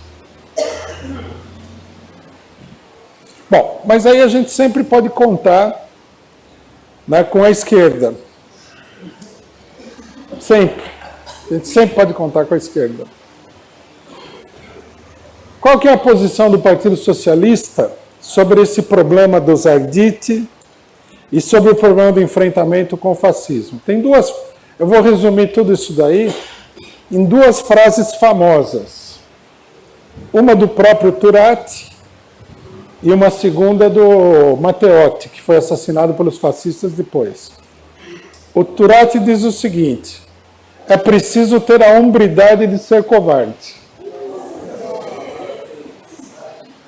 Quer dizer, vamos fugir, vamos nos esconder em casa, né? Nada de ser corajoso que nós vamos... Segundo ele, assim, nada de ser corajoso, porque se a gente for para o enfrentamento com os fascistas, nós vamos ser completamente esmagados. Aí o Matteotti, a região dele era uma dessas regiões rurais, foi completamente saqueada. A orientação dele para os trabalhadores rurais que estavam sendo atacados pelos fascistas era a seguinte: é preciso ter a coragem de ser covarde. Um pouquinho, uma variante da... É preciso ter a coragem de ser covarde. Não saiam das suas casas, não enfrentem os fascistas, etc. e tal. Vocês podem perceber que, embora no Brasil ninguém declare isso daí, esse aqui é o deputado Matteotti, Giacomo Matteotti. Foi assassinado e o assassinato dele vai abrir depois uma crise enorme. Você pode ver que no Brasil, embora o pessoal não use essas frases mirabolantes, é mais ou menos a mesma filosofia, né? A gente vê o discurso de ódio. Vamos voltar aqui no símbolo dos Arditi del Popolo. Não, esse é o Arditi comum. Você vê que a caveirinha e a faquinha não parece muito que eles estão preocupados com o discurso do ódio, né? Parece que eles estão assim, você vem com o seu ódio que você vai receber o meu ódio, né? Quer dizer, esse negócio do discurso do ódio é uma capitulação antecipada. Uma coisa que tem que ser combatida, porque a extrema-direita não é um problema de discurso de ódio, é um problema de ação contra o movimento operário, contra todo mundo. Aí eles vêm com esse negócio de vamos enfrentar a violência com a paz, com a flor, com o amor. Também não vai dar certo. Vocês viram que os fascistas não perguntavam: você é da paz, você é do amor, você é da flor, você tem alguma flor aí? Ninguém perguntava isso. Eles baixavam o cacete e pronto. Né? Só não apanhou muito quem resistiu. Esse pessoal aqui.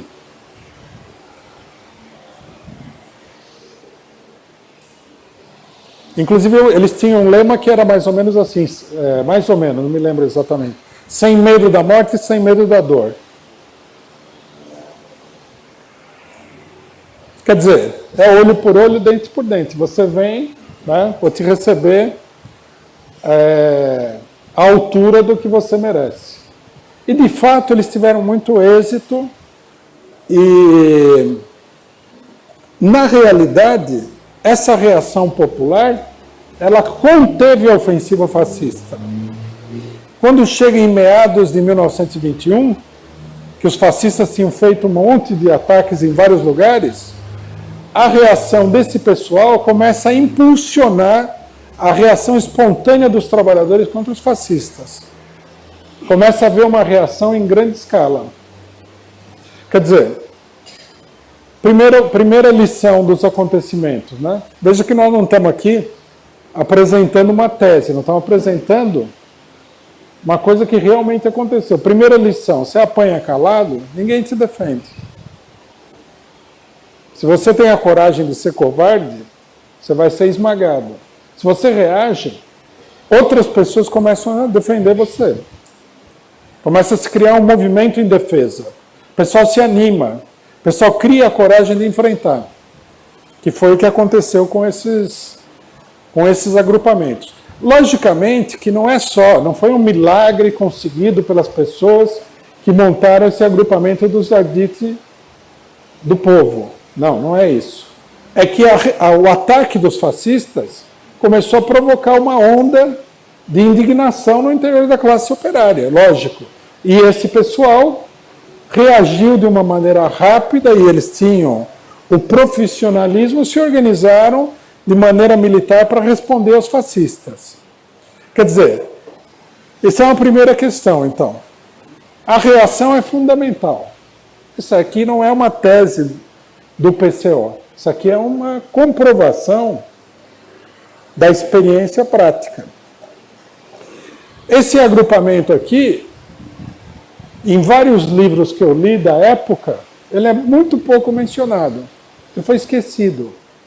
Provavelmente que o pessoal não queria nem lembrar. Até porque é uma vergonha, né? O que vai acontecer na sequência, que eu vou explicar para vocês.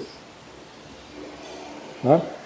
Ninguém queria, o pessoal não quer lembrar. Esse livro que eu li aqui do Tasca, ele menciona os Arditi del Popolo de passagem. Ele não faz nenhum estudo. Mas hoje, algumas pessoas já escreveram livros inteiros sobre esses acontecimentos, entrevistaram aí, pegaram entrevista dos fundadores, de pessoas que participaram, né? E nós temos um conhecimento muito mais amplo de uma coisa que estava lá na época, as pessoas viram, mas não conseguiram compreender a gigantesca importância desse acontecimento. Gigantesca. Porque a reação popular e a reação armada desse pessoal frearam a ofensiva fascista.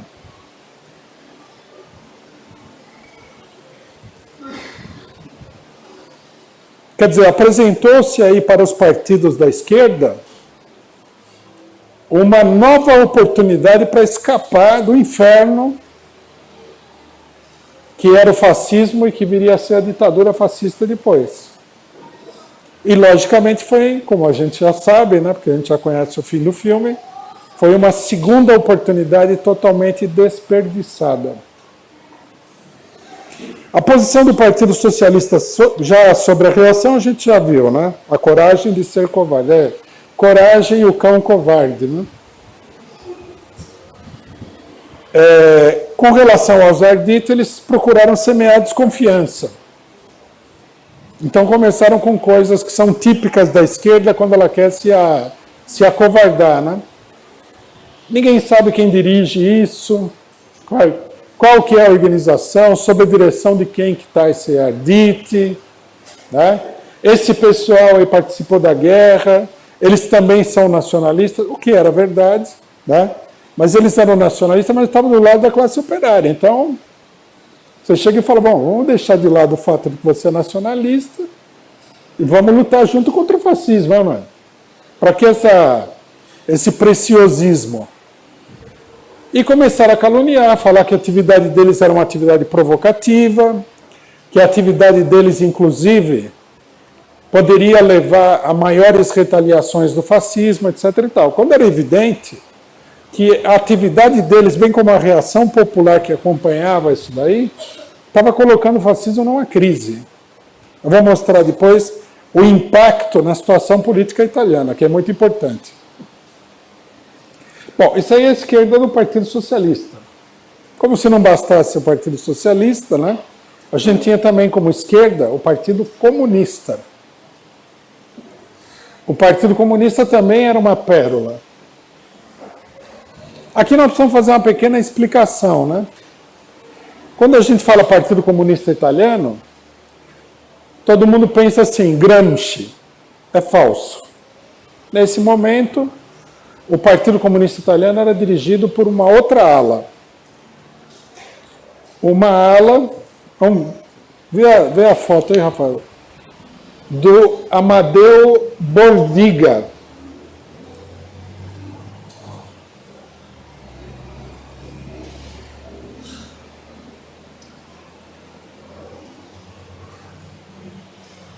E essa ala era amplamente majoritária dentro do Partido Comunista. O que era essa ala? Uma ala ultra-esquerdista.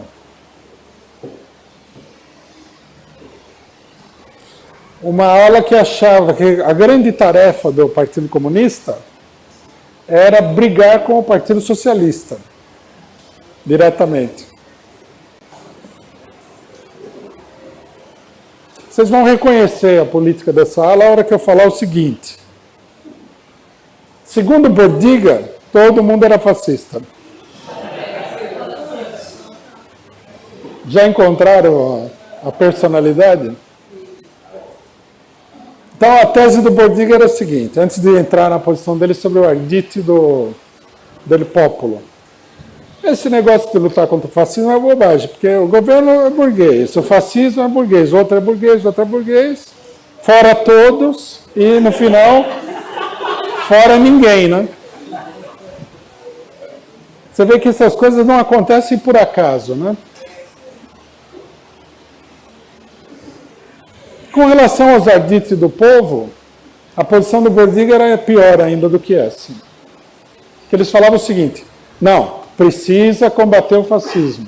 Porque essa ala é a ala combativa, né, entre aspas.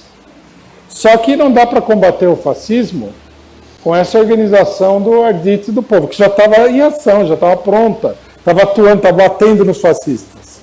Ele olhou e falou, não é suficiente, não gostei, não achei muito bonito o jeito que eles fazem e tal. Nós temos que construir uma milícia que seja uma milícia do Partido Comunista. Essa milícia deles aí tem de tudo. Tem anarquista, socialista, um monte de gente. Então não dá. Não dá porque não tem doutrina, não tem orientação, não tem nada. Quer dizer, os fascistas comendo o toco de todo mundo e ele preocupado, né? Se a milícia vai ter o carimbinho do Partido Comunista ou não. Se vai sair com a bandeira do Partido Comunista, não. Aí o que é que eles fazem? Eles proíbem os militantes do Partido Comunista de participar dos arditi del popolo. Proíbem. Aí alguns militantes comunistas que estão nos bairros operários estão vendo a coisa de uma maneira mais de perto, de uma maneira realista, falam, não, tem que participar. E mesmo assim entram. E essas pessoas são punidas para sair da organização. A tal milícia comunista, logicamente, que não era uma coisa real e nunca cumpriu um papel decisivo. Né? Aí ocorre que esses ardites são abandonados por todas as organizações. Quer dizer, é fantástico, né? Vocês têm o direito até de duvidar se foi assim mesmo que aconteceu, mas é comprovado. Mas a hora que um setor se organiza para combater os fascistas, no terreno em que eles se colocam, se armar, se organizar com uma milícia, não é que eles eram meia dúzia de pessoas. Eles chegaram a ter mais de 20 mil milicianos. esses Arditi. Mas é logicamente que a campanha da esquerda contra eles foi criando uma situação cada vez pior. Né? Aí, lógico, a gente pode preencher algumas lacunas, né, dos relatos que já foram feitos, e a gente pode entender o seguinte: um grupo de Arditi batia num pessoal lá. Daí alguém falava, não, mas esse pessoal não era fascista, a dona Carmela, que estava perto, não gostou, começa aquele negócio, aquele inferninho esquerdista, né, contra qualquer tipo de reação e vai encurralando o pessoal. Até que, né, vamos para a cronologia de novo?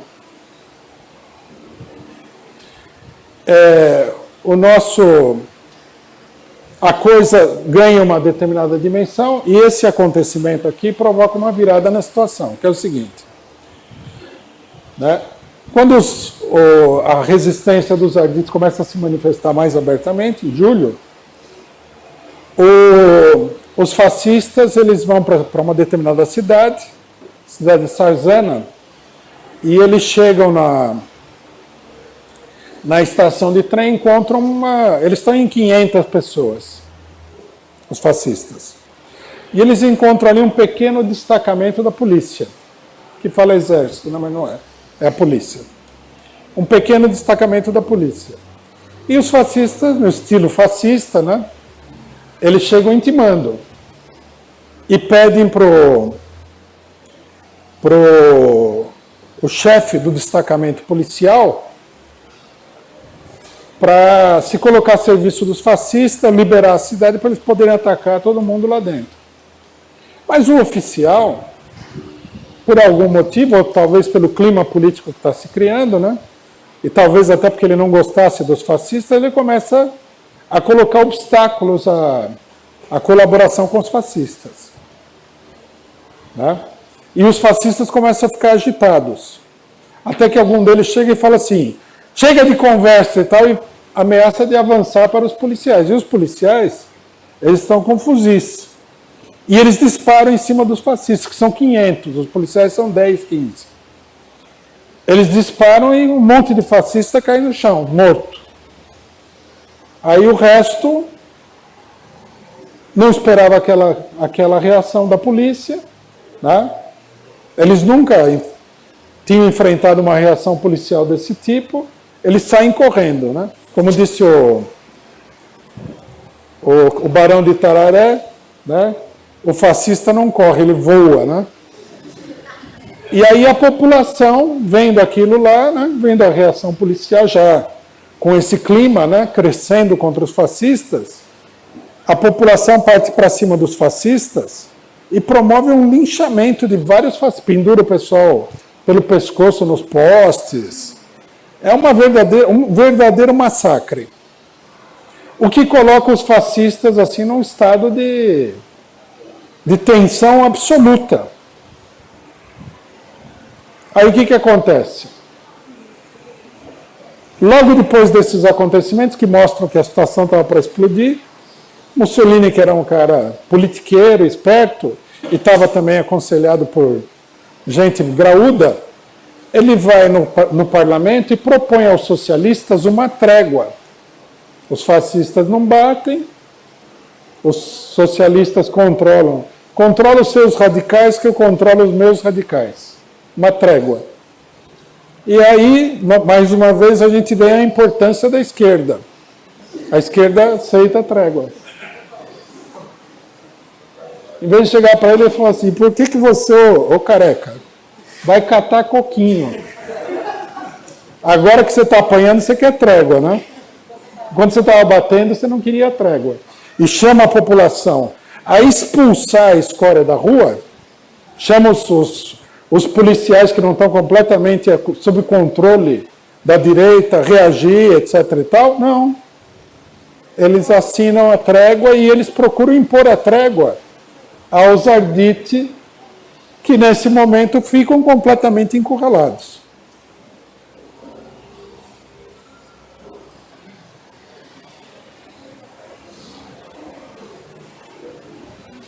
Diante dessa política completamente capituladora e louca, o que acontece? Os fascistas têm a oportunidade de levantar a cabeça. Aqui eu vou explicar logo na sequência uma coisa interessante, que o Mussolini está verdadeiramente preocupado, mas os fascistas eles estão mais irritados e não querem adotar a trégua, né? E, finalmente, a posição tanto do Partido Comunista como dos sindicalistas, dirigidos pelo Partido Socialista, do Partido Socialista, de um monte de gente, acaba levando à crise do movimento de resistência. Eles são, na realidade, eles são colocados, são marginalizados pelo movimento e acabam aí perdendo aquele impulso para se constituir numa milícia nacional capaz de enfrentar a ofensiva fascista. Eles vão continuar existindo, mas já com um caráter mais minoritário, com menos impulso, né? Aí, em 1922, 2 meses antes da tomada do poder pelo fascismo, os fascistas atacam a cidade de Parma, que era uma das poucas cidades que não havia sido dominada pelos fascistas, né?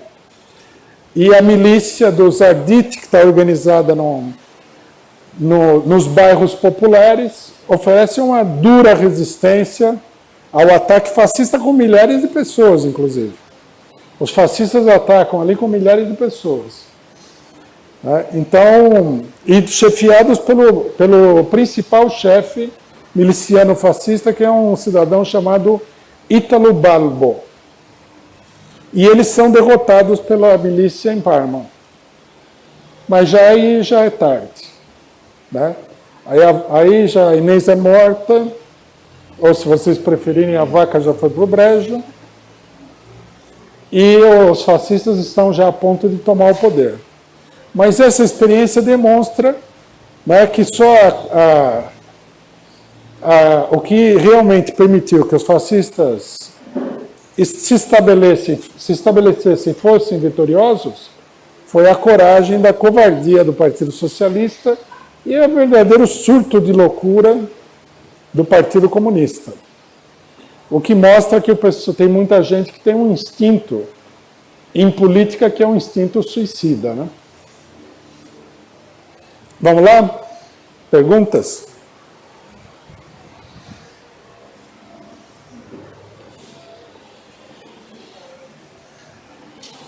Nós vamos ter que encerrar aqui, companheiros, e voltar com esse tema amanhã. Em algum momento nós vamos ter que aumentar o tamanho para recuperar o tempo aqui, porque nós estamos demorando muito com isso. Tá.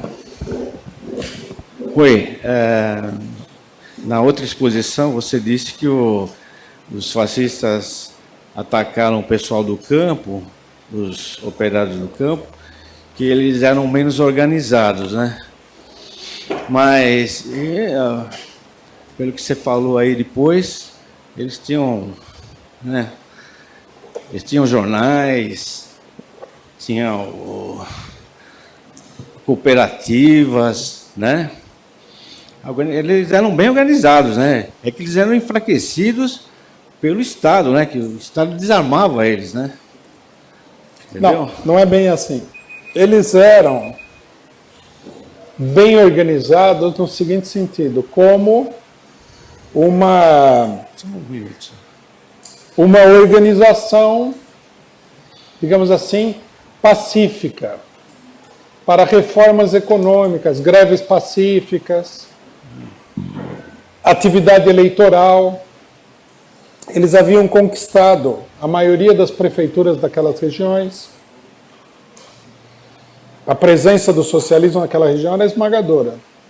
Mas eles não estavam, primeiro, eles não tinham uma forte centralização política, né? Um autor fala o seguinte, é como se fosse uma organização medieval. Cada cidadezinha tinha a sua organização, mas eles não tinham uma centralização, até porque é da natureza do trabalho eleitoral. Trabalho eleitoral como é que é? Ele é feito na cidade. Para que você precisa de uma forte centralização se você só vai fazer mesmo propaganda eleitoral ou luta por reformas econômicas locais? Quer dizer, então eles estavam bem organizados num determinado sentido, mas estavam muito mal organizados num outro sentido. Agora é o seguinte, o tubo de ensaio dos fascistas, eles primeiro atacaram o pessoal lá da Sérvia, lá da Iugoslávia ou da região do Pó? Ou foi simultânea a ação? Eles começam na região fronteiriça, né? Onde eles acham que é mais fácil, porque tem uma certa população estrangeira, mas o grande teatro de operações da primeira fase da ofensiva fascista é na região agrária, mais no centro da Itália, no norte para o centro da Itália, na região do Vale do Pó.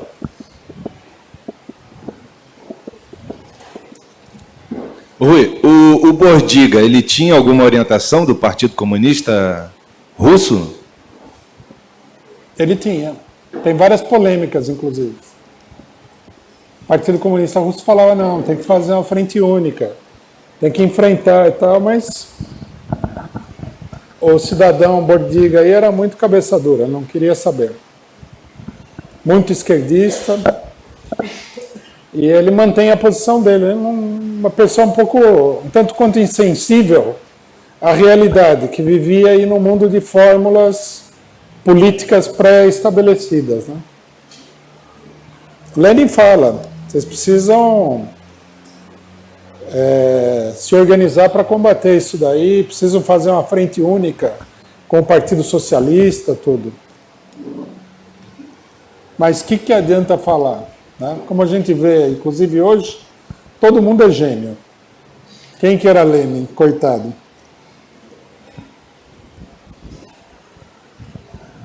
O problema é que todo mundo é gênio, mas na hora H o raio cai na cabeça da pessoa, né? Pergunta aqui na internet da Elizabeth Novi. Como diferenciar os imperialistas dos fascistas? Imperialistas seriam pré- e pós-estágio ao fascismo? O imperialismo é uma força social, digamos assim, resumidamente, é o capital monopolista, o capital financeiro.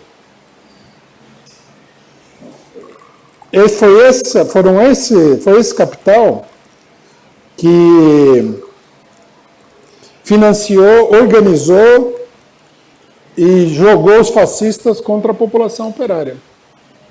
Os fascistas foram um instrumento desses capitalistas, em todos os lugares. Pergunta do Sérgio Salgueiro. O Rui vai falar sobre o Codex Fori Mussolini, a carta que Mussolini deixou enterrada sobre um obelisco para as futuras gerações fascistas? Acho que não.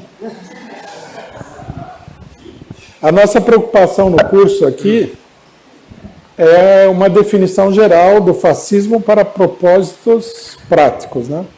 Tem muita coisa sobre o fascismo que nós não vamos poder falar no curso, senão a gente não sai mais daqui. Nós estamos falando da Itália já é o terceiro dia, a gente não termina o negócio. Nós vamos parar quando a ditadura fascista se consolida e vamos fazer algumas observações sobre o regime político fascista. É até aí que a gente vai. Quem sabe no próximo curso a gente pegue mais coisas. Nós temos que falar da Alemanha, Inglaterra, França, Portugal, Espanha. Tem muito assunto aqui ainda. A minha pergunta, acho que do Ricardo, mais ou menos no sentido do Ricardo, que assim, a Terceira Internacional estava, nesse momento, 1921, 22, está meio que no auge dela, né? Assim, em termos de consolidação. E como que a Terceira Internacional, aparentemente, não teria tido não influiu nessa situação? O problema que nós temos que entender aí é o seguinte, né? A Terceira Internacional, ela agrupava organizações de muitos países. E nesse momento estava acontecendo muita coisa, principalmente na Rússia. Então, eles acabavam dando diretrizes gerais, mas não chegaram a discutir assim, em grande profundidade o problema italiano. Né? A gente tem que ver as coisas de um ponto de vista prático. 1921 é o fim da Guerra Civil Russa. Os russos, ao final da Guerra Civil, eles invadem a Polônia, sofrem uma derrota lá. Isso aí gera uma certa crise. Acontece a crise de Kronstadt. É estabelecida na época, quer dizer, na Rússia a coisa está a 1000 por hora, né? E nos outros países está acontecendo muita coisa. O Lenin tem cartas que ele mandava para os italianos, analisando a situação, criticando a política do Bordiga, falando que isso aí é totalmente errado, mas, né? Você vê, nem conseguiram de mandar um grupo de pessoas lá na Itália e falar, vamos discutir isso aqui, vamos organizar a resistência. Não tinha condições práticas, materiais para fazer isso, né? Nós não podemos ver a política como assim, você quer um negócio, você faz exatamente do jeito que você quer, porque isso aí é uma fantasia. Tudo é feito aos trancos e barrancos, né? Rui, quando você falou sobre essa questão do Gramsci, eu pensei no Gramsci, a primeira coisa que veio aí na cabeça. Né? Pensou em quem? No Gramsci, quando você colocou que era um pensamento errado e tal, mas qual que foi a posição dele em relação ao Bordiga, por exemplo? Teve uma disputa interna no PCI e tal. E outro detalhe os caras que nem Bolsonaro, assim, Mussolini, sempre tem os seus Mourões, ou Augusto Heleno e tal, enfim. Quem que eram os do Mussolini nesse sentido? Quem que deu essa visão mais estratégica? Você colocou que era o Estado-Maior da Itália, mas tem nomes assim que tiveram uma participação relevante nesse sentido, apareceram, então era tudo meio obscuro. Bom, primeiro sobre o Gramsci. O Gramsci, ele se colocou contra, ele não era tão aloprado assim quanto essa política descabelada, ultra-esquerdista do Bordiga. No entanto, ele também não... o que você tem aí, da parte do Gramsci, são comentários e tal. Ele, em algum lugar, ele manifesta que ele acha que se deveria fazer alguma coisa junto com os Arditi del Popolo e tudo. Mas o partido era novo, o pessoal jovem, né? Muito inexperiente e tudo, não pesou muito na balança. Prevaleceu a política do Bordiga, que tinha uma importância muito maior na liderança do partido do que ele. E o grupo dele, que era um grupo mais secundário. Então, a posição dele não foi tão ruim, mas também não foi nada que salvasse a pátria aí, porque não tinha condições de fazer. Sobre o Mussolini, nós temos que entender que o Mussolini ele era apoiado por uma ampla coligação de forças.